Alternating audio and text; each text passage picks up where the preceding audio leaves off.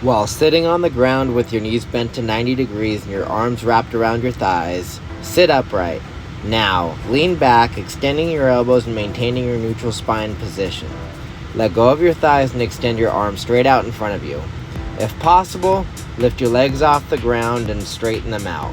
Hold for your desired length of time. If you're unable to get into the boat position without rounding your back, then scale the movement back by bringing your feet down to the ground. You should feel your core and your hip flexors working.